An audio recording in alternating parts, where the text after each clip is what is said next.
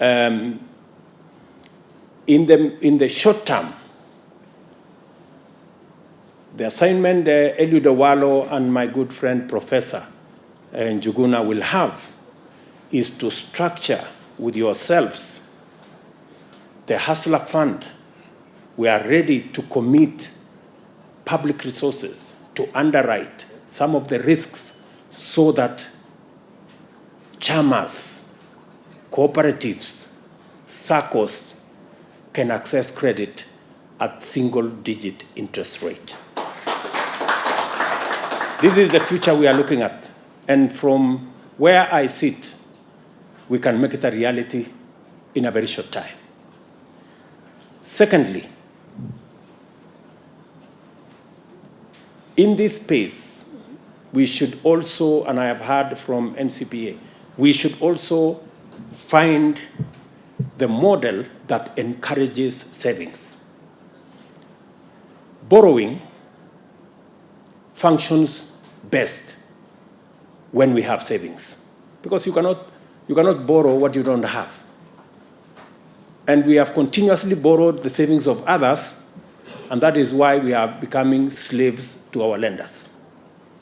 It is time every Kenyan, and we are working with other sectors, including NSSF and other financial instruments, to make sure that we take our savings from the current maybe 9, maybe 10% of GDP to 20, 25% of GDP. That way, we can have not just a secure present, but we can also have secure or ensure our future. I am looking forward to working with all the actors in this space to ensure that we build our savings culture and our borrowing must not only be responsible, but it must also be affordable. I like the words the governor said here about affordability.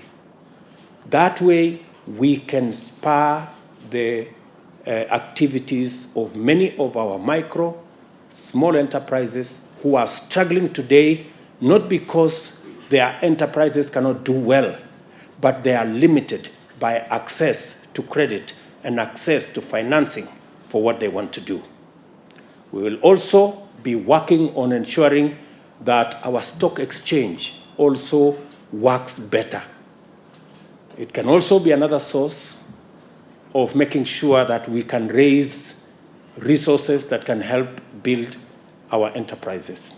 That is why I have created the Ministry for Trade, Investment, and Industry, so that we can look much more closely to our financial markets, work much more closely with our state-owned enterprises, look critically at some of them, and assess the ones we can bring the Kenyan public to be owners of some of these state-owned enterprises, so that we can share in the profits, and we can also release some resources for us to be able to deliver on some of our infrastructure requirements instead of borrowing either from the market locally or borrowing from the external market.